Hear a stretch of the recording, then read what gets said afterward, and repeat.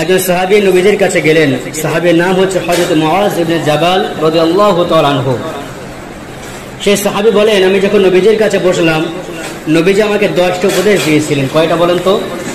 10টি উপদেশ দিয়েছিলেন। আর বলেছেন, হে মুআজ, এই যে 10টি উপদেশ দিতেছি, এই 10টি উপদেশকে তুমি তোমার নিজের জীবনে তুমি পালন করবে, লালন করবে, কখনো এই 10টি উপদেশকে অবহেলা করবে না, তুমি ছেড়ে দেবে না। আর যে 10টি উপদেশ আল্লাহ রাসূল ওই সাহাবীকে দিয়েছিলেন, এই 10টি উপদেশ শুধু ওই সাহাবীর জন্য প্রযোজ্য নয়, শুধু সাহাবীর জন্য ছিল না, তাম পৃথিবীর আগামী মানুষের জন্য, সকলের জন্য শিক্ষা, সকলের জন্য 10টি উপদেশ ছিল। আল্লাহ রাসূল সাহাবীকে 10টি উপদেশ দিলেন, এই 10টি উপদেশ তুমি কখনো ছাড়বে না, কখনো অমান্য করবে না, কখনো তুমি ভুলে যাবে না। 1 নম্বর আল্লাহ রাসূল উপদেশ দিলেন, আমার সাহাবী হযরতে মুআজ, তুমি শোনো, তোমাকে উপদেশ দিচ্ছি আমি, 1 নম্বরটা শোনো। যদি তোমাকে হত্যা করা হয়, যদি তোমাকে আগুনে পুড়িয়ে ফেলা হয়, যদি তোমাকে দুনিয়া থেকে চিরতরে বিদায় করে দেওয়া হয়, তারপরও তুমি কখনো আল্লাহর সাথে কাউকে শরীক স্থাপন করবে না। আল্লাহর সাথে তুমি কাউকে শরীক সাব্যস্ত করবে না, আল্লাহর সাথে কাউকে সমকক্ষ সাব্যস্ত করবে না। যদি তোমাকে হত্যা করা হয়, যদি তোমাকে আগুনে পুড়িয়ে ফেলা হয়, যদি তোমাকে দুনিয়া থেকে চিরতরে বিদায় করে দেবে এমন হুমকিও দেওয়া হয়, তবু তুমি কখনো আল্লাহর সাথে কাউকে শিরক করবে না, শিরকের মতো অপরাধ তুমি কখনো করবে না।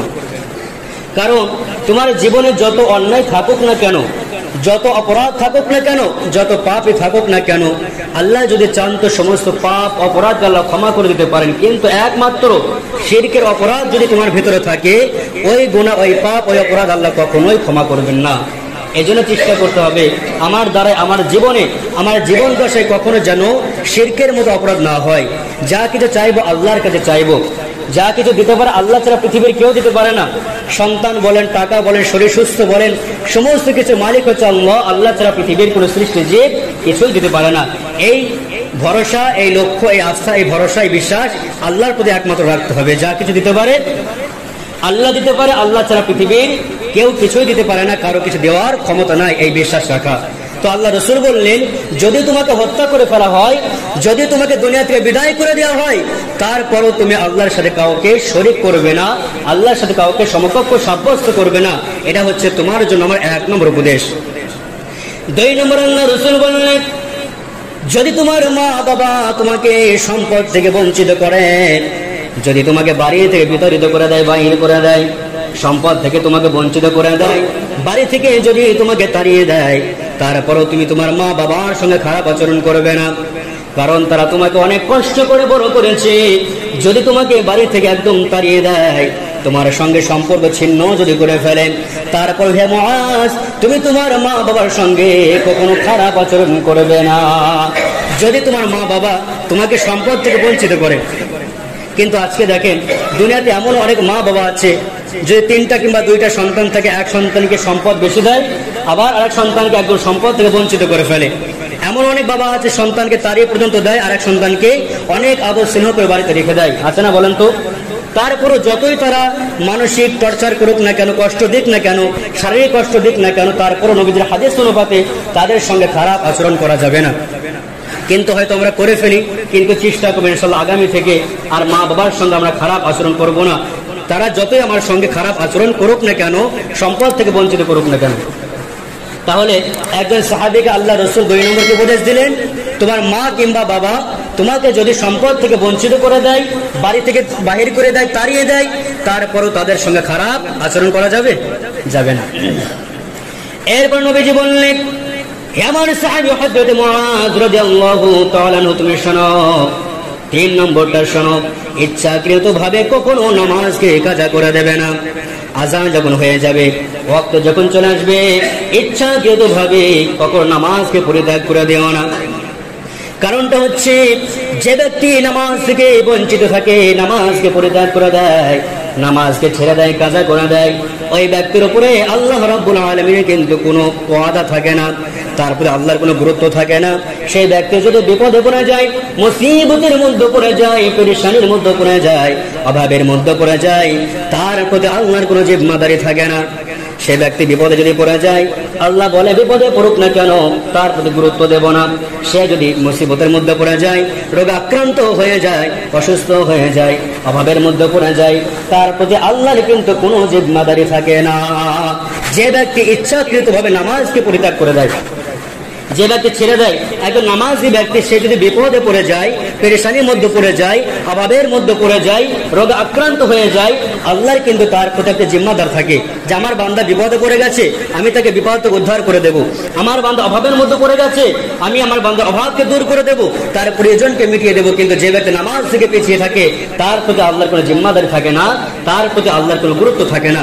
এই জন্য যে সমস্ত ভাইয়েরা নামাজ থেকে পিছিয়ে আছেন, আপনি যতই পেরেশানির মধ্যে থাকেন না কেন, যতই মুসিবতের মধ্যে পড়ে থাকেন না কেন, আপনি চেষ্টা করবেন যখনই সময় হয়ে যাবে, আপনি রাস্তায় আছেন, আপনার এখন কোনো কাজ নেই, কোনো কাজের মধ্যে আপনি ব্যস্ততা নেই, কোনো কাজের ভিতরে ব্যস্ত নেই, আপনি বাড়িতে বসে আছেন, আজান হয়ে গেল, আপনার উচিত হচ্ছে, আপনার জন্য উত্তম হচ্ছে, আজান হয়ে গেছে, মসজিদ কিংবা বাড়িতে নামাজটা আদায় করে নেওয়া। ফরজ নামাজ মসজিদে আদায় করতে হবে, আপনার জন্য উত্তম, আপনার জন্য উচিত। কারণ যদি নামাজ না পড়েন, আপনি যতই আল্লাহকে ডাকেন না কেন, নামাজ ছাড়া আপনি যতই আল্লাহর কাছে সাহায্য চান না কেন, আল্লাহ রাব্বুল আলামিন আপনার প্রতি কোনো গুরুত্ব দেবেন না।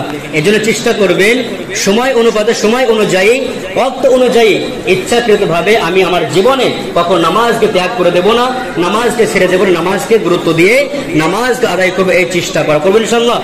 আমরা চেষ্টা করব ইচ্ছাকৃতভাবে নামাজকে কখনোই ছেড়ে দেব না।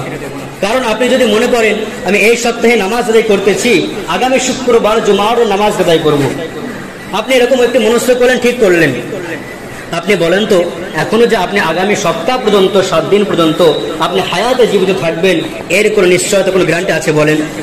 তা তো নেই, তাই না? তাহলে আমরা কেমন করে ভাবি?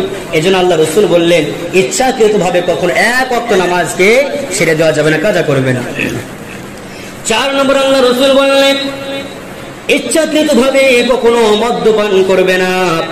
মদ খাওয়া হারাম করা হয়েছে, মদ্যপান করবে না। দেখেন একটা সময় মদ কিন্তু আল্লাহ রাব্বুল আলামিন একবার হারাম করে দেন নাই, আল্লাহ 3 বারে মদকে হারাম করেছেন। আল্লাহ মদ সম্পর্কে 2 পারা আয়াত নাযিল করেছে, মদ সম্পর্কে আল্লাহ রাব্বুল আলামিন 5 পারা আয়াত নাযিল করেছে, মদ সম্পর্কে আল্লাহ রাব্বুল আলামিন 7 পারা আয়াত নাযিল করেছে। 3টা জায়গায় আয়াত নাযিল করেছে, আর একে একে আল্লাহ রাব্বুল আলামিন এক পর্যায়ে মদকে পুরো হারাম করে দিয়েছেন। কারণ আল্লাহ রাসূল যখন মক্কা থেকে মদিনায় হিজরত করেছিলেন, তখন মদিনার মানুষের একটি প্রথা ছিল, মদিনার মানুষ কি করত, তারা সর্বক্ষেত্রে মদ্যপান করত। কোনো আত্মীয় এসেছে, মেহমান এসেছে, আমাদের বাড়িতে মেহমান আসতে কি দিয়ে আগে আপ্যায়ন করা হয়, তাদের আপ্যায়নটাই শুরুটা ছিল এমন, মদ দিয়ে আপ্যায়ন শুরু করতো। কি দিয়ে? শরাব দিয়ে আপ্যায়ন শুরু করতো। তারা মনে করতো মদের ভিতরে অনেক উপকারিতা রয়েছে। কিন্তু আল্লাহ রাব্বুল আলামিন যখন আয়াত নাযিল করলেন 2 পারায়, মদকে আল্লাহ রাব্বুল আলামিন একবার হারাম করলেন না। আল্লাহ বললেন তোমরা মদ খাবে ঠিক আছে, কিন্তু মদের ভিতরে উপকার নেই, না খাওয়াটা উত্তম। কিন্তু সাহাবায়ে কিরামদের ভিতরে কেউ ছেড়ে দিয়েছিল, আবার কেউ খাওয়া শুরু করেছিল, তো আল্লাহ তো একবার হারাম করেননি। তো এক পর্যায়ে আল্লাহ রাব্বুল আলামিন একবারে মদ হারাম করেছিলেন, কারণ সাহাবায়ে কিরামদের ভিতর থেকে মদ্যপান করে এসে তারা নামাজ দাঁড়াতেন, নামাজ পড়তেন মদ পান করে এসে। তো যখন দেখলেন এরকম একটা পরিস্থিতি হয়ে গেছে, তখন আল্লাহ হারাম করেছিলেন। তো ইনশাআল্লাহ মদ নিয়ে পুরো ডিটেলস, অনেক লম্বা ঘটনা আছে, সুন্দর আলোচনা আছে। আগামী সপ্তাহে ইনশাআল্লাহ আপনারা একটু লক্ষ্য রাখবেন, আগামী সপ্তাহে মদ নিয়ে আলোচনা করব। যে সমস্ত ভাইরা মদ্যপান করে, যারা মদের ভিতরে অভ্যাসে পরিণত আছে, অভ্যস্ত আছে, তাদেরকে বলবেন মদটা কতটা খারাপ। আর একটু যদি আপনি মদ্যপান করে থাকেন, আগামী সপ্তাহে যদি আসেন শুনতে পাবেন মদ কতটা খারাপ হতে পারে, একটা মানুষের জীবনকে কেমন ধ্বংস করতে পারে। আগামী সপ্তাহে মদ নিয়ে আলোচনা করবেন ইনশাআল্লাহ। তাহলে আল্লাহ রাসূলের সাহাবীকে বললেন, হে আমার সাহাবায়ে কেরাম, 4 নম্বর উপদেশটা শোনো, কখনো মদ্যপান করবে না। মদ্যপান করলে তার জীবনটা ধ্বংস হয়ে যেতে পারে। কি উপদেশ দিলেন? মদ খাবে না। বলেন তো মদ খাওয়া ভালো না খারাপ? শরীরের দিক দিয়ে খারাপ না? তার মস্তিষ্ক ঠিক থাকবে না, মেধা ঠিক থাকবে না, মাথায় খারাপ চিন্তা আসবে, অনেক বড় বড় অপরাধ করা তার জন্য সহজ হয়ে যাবে না? কিন্তু এর জন্য আল্লাহ রাসূল মদকে নিষেধ করে দিয়েছেন। এর জন্য আমরা চেষ্টা করব, আমাদের সমাজে, আমাদের গ্রামে কোনো ব্যক্তি যদি, কোনো ভাই যদি মদ্যপান করে, আপনার উচিত হচ্ছে আপনার জন্য চেষ্টা করবেন যে মদ্যপান না করা। অতীতে আপনি যা করেছেন, আগামী থেকে চেষ্টা করবেন আর মদপান আপনি করবেন না। আর যদি আমরা কাউকে দেখতে পাই ওই ব্যক্তি প্রকাশ্যে মদ্যপান করেছে, আমার সাধ্য অনুযায়ী চেষ্টা করবো ওই ব্যক্তিকে বাধা দেওয়া, কারণ সৎ কাজে আদেশ করা, অন্যায় কাজে বাধা দেওয়া এটা উম্মতে মুহাম্মাদের জন্য ফরজ। যে সৎ কাজে আদেশ করা একটা উত্তম কাজ, ইবাদতের কাজ।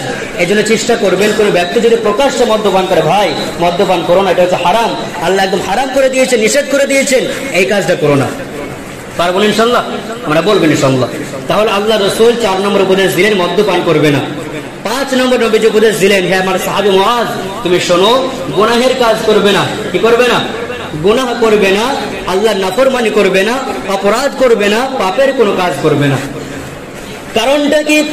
কোন ব্যক্তি যদি পাপের কাজ করে, আমাদের জীবনে যত রকম বিপদ আসে, মুসিবত আসে, সবকিছু কিন্তু দুই হাতের কামাই। আল্লাহ রাব্বুল আলামিন বলেন, ওয়ামা আসাবাকুম মিন মুসিবাতিন ফাবিমা কাসাবাত আইদিকুম ওয়া ইয়াফু আন কাসীর। আল্লাহ পাক বলেন, তোমাদের জীবনে যত বিপদ মুসিবত আসে সবকিছু তোমাদের দুই হাতের কামাই। তোমরা অপরাধ করো, এর কারণে এর বিনিময়ে তোমাদের উপরে আল্লাহ রাব্বুল আলামিন গজবকে চাপিয়ে দেন, মুসিবতকে চাপিয়ে দেন। আজকে দেখেন আল্লাহ রাব্বুল আলামিন করোনা নামের যে গজব দিয়েছিল, এখান থেকে শিক্ষা নিতে পারে নাই। আমরা কিন্তু মানুষ যা আগে অন্যায় করতো, বর্তমানেও কিন্তু প্রতিনিয়ত পাপ করতে আছে না নাই বলেন তো? আমরা পাপ করে বোঝাতে চাই আল্লাহ এই যে বিপদ দিয়েছেন, এই বিপদ আমাদের কাছে কিছুই না, আপনি আরো বড় বিপদ দেন আমাদেরকে। কারণ মানুষ দেখেন অন্যায় ছাড়ে না। আল্লাহ যতই গজব দেয় দুনিয়াতে, যতই বিপদ দেয়, এই বিপদগুলো থেকে শিক্ষা নিতে পারে না যে আল্লাহ এত মুসিবত দিচ্ছে আমাদের উপরে, আমার সংসার, আমার সন্তানের প্রতি, আমার স্ত্রীর প্রতি, আমার প্রতি আল্লাহ গজব দিচ্ছে, বিপদ দিচ্ছে, শরীরকে আল্লাহ অসুস্থ করে দিচ্ছে, নিশ্চয় আমার অপরাধের কারণে, আমার পাপের কারণে। কিন্তু এই বিপদগুলো থেকে একজন মানুষ শিক্ষা নিতে পারে না, শিক্ষা গ্রহণ করতে পারে না যে আল্লাহ যতই বিপদ দেয়, ওই ব্যক্তি দেখা যায় গুনাহ না ছেড়ে প্রতিনিয়ত আরো গুনার কাজে লিপ্ত হয়ে যায়, গুনাহ করতেই থাকে। এই জন্য আল্লাহ রাসূল বললেন গুনার কাজ করবে না। গুনাহ পাপকে টেনে নিয়ে আসে, আল্লাহর কাছ থেকে গুনাহ করার কারণে আল্লাহর কাছ থেকে গজব চেয়ে নেওয়া। যোগ রব্বুল আলামিন আপনি আমার প্রতি আরো গজব চাপিয়ে দেন, কারণ আমি গুনাহ ছাড়তে পারছি না। এই জন্য নবীজি বললেন ইচ্ছাকৃত ভাবে কখনো অন্যায় কাজে লিপ্ত হবে না, গুনাহের কাজ করবে না, হারাম কাজ করবে না, অশ্লীল কাজ করবে না, অপরাধ করবে না। কারণ গুনার কাজ করলে আল্লাহ রাব্বুল আলামিন বড় বড় বিপদকে তার উপর চাপিয়ে দেন। এই জন্য 5 নম্বর উপদেশটা কি ছিল? গুনার কাজ করা যাবে না।